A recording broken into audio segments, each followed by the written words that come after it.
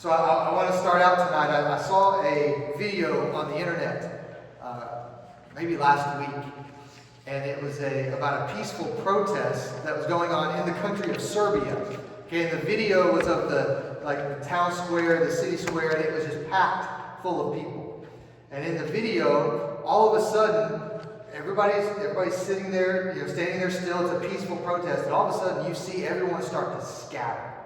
And it's like on this road, it's like the sea parts, and everybody's running frantically to get out of the way. But you don't see anything, you just see everybody running. And it turns out that they believe the Serbian government has used what's called a long-range acoustic device.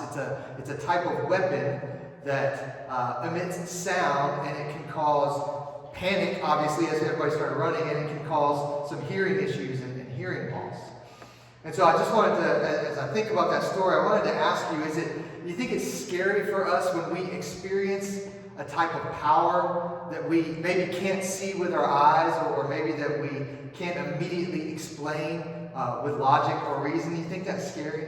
Why is it scary to have that type of power? Why does it seem scary to us, do you think? It's the unknown. Yeah, the unknown. And experiencing a power that you can't explain or understand is I think, very, very difficult. Well, tonight we're going to be hearing about an event from the life of Jesus where he demonstrates great power over that which cannot be seen.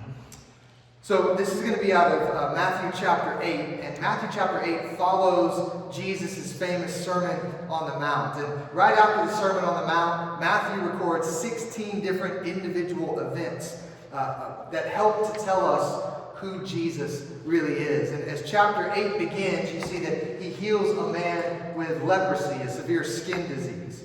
And then following that, Jesus is encountered by a Roman centurion, a Gentile man, and he has a paralyzed servant. And he comes to Jesus and he says, "Jesus, will you heal my servant?" And Jesus says, "Yes, I'll come to your house and I'll heal him." And the man says, "No, I'm not worthy for you to come to my home. Just say the word and he will be healed. I know that you have the authority to do that." And Jesus is amazed and says, "I haven't seen this type of faith in all of Israel." And he tells the man, "Go, your servant is healed," and he was healed. And then if you were with us last week, we discussed Jesus wanting to go to the other side of Galilee. And so he gets into a boat with his disciples, and Jesus happens to fall asleep, and a great storm comes upon the boat. And waves are crashing onto the boat and into the boat. It's taking on water, and the disciples are panicking, right? And they go to Jesus, and they wake Jesus up, and they say, "Jesus, save us. We're about to die. Save us." And he says, "Why are you so afraid? Right? Why do you have such little faith?" And so Jesus then gets up, right? He rebukes the storm, and everything goes completely calm. And the disciples, they're amazed now, and they ask themselves, who is this that even the wind and the sea obey him? Well, as we pick up now after that event, we now see that Jesus and his disciples in the boat, they've now made it to the other side of the sea. And as soon as they get there, Jesus is approached by two men who were possessed by demons. And these demons have made these men very strong and very violent. And they screamed at Jesus and they said, "What are you to do with us, Son of God? Are you here to torment us?" And they see nearby on the hillside a herd of pigs. And they beg Jesus. They say, "If you're going to cast us out, cast us into this herd of pigs." And so Jesus simply says to them, "Go." And the demons leave the two men, and they go into the herd of pigs. And this herd of pigs immediately runs down toward the edge of the hillside, down into the sea, where they all drown. And so the herdsmen, the guys who are watching over these pigs, they panic. And they run into the city, and they tell everybody in the city what they had seen, especially about the two demon-possessed men.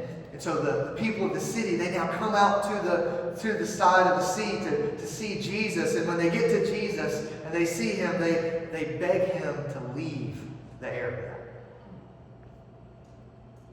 Let me ask you a couple questions about the story that we just read about the two demon-possessed men and Jesus casting out these demons.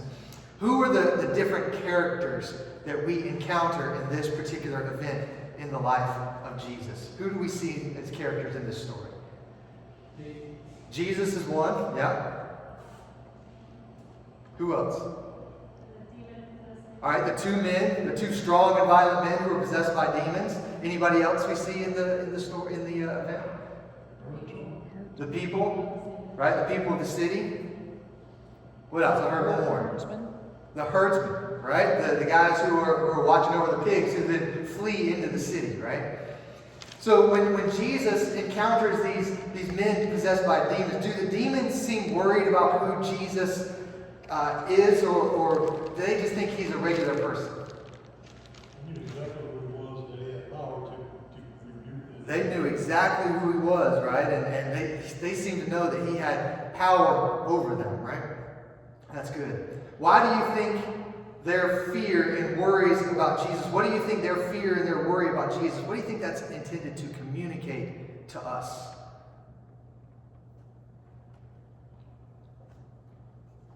Even though they had power over those two men they dwelled in, they didn't have any power over Jesus. Yeah, they had the power to take over these two men and make these men strong and violent, but they seemed outmatched. They felt overmatched by the power that Jesus had, didn't they? When Matthew's gospel tells us that Jesus heals a man with leprosy and then he heals the centurion's servant just by saying a word, what does this tell us that Jesus has power over? Our bodies, right? Our health, disease. That's right. Like he's able to instantly heal people with just a word. That's incredible power, isn't it? We next see Jesus calm a storm. And he leaves his disciples wondering, what kind of man is this that the wind and the seas obey him? What does this tell us that Jesus also has power over? Nature. Right? He calmed the wind, he calmed the seas. That's incredible power. I would say all things. All things. The physical world, right? That's good. As Jesus casts out the demons from these two men, he sends them into this herd of pigs, and then the herd of pigs go into the sea. What does this tell us, do you think, about what Jesus has power over?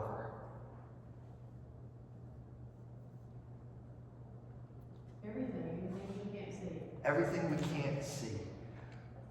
The demons we know are spiritual beings, right? They're not physical beings, they're spiritual. And Jesus even has power over the physical world. He also has power over the spiritual realm, doesn't he? As he casts these demons out. If Matthew is trying to build a case about who Jesus is, showing that he has power over diseases and over nature and over the physical world, and he also has power over the unseen spiritual world, what do you think his case is trying to tell us about Jesus? The demons were right that he was the Son of God. Yeah, they mention it, don't they? The demons said it. They said, Son of God. They were right. Jesus is the Son of God. And because he's the Son of God, what does that mean, Dennis?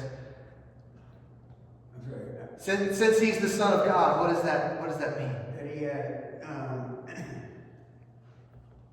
power over everything. Power over everything. That's right. Does knowing that Jesus has power over disease and over nature and over the spiritual realm, does that give you confidence to maybe come to Jesus when you're facing hard times? Definitely. Why so? Well, we know that he's always there, like he is always, He's always there. He's in control. He has power over everything, right? Everything that you are going through, he has control and power over. Let me ask you this as we finish tonight. Is there someone in your life right now going through a difficult circumstance that you think might need to hear about Jesus and about the power that he has over all things? If it brings you confidence, do you think it might be helpful and bring confidence to someone else? I'd like for you to just think about someone that you can share this event with about the life of Jesus and maybe give them some of the confidence that you have. Thanks a lot for listening to me.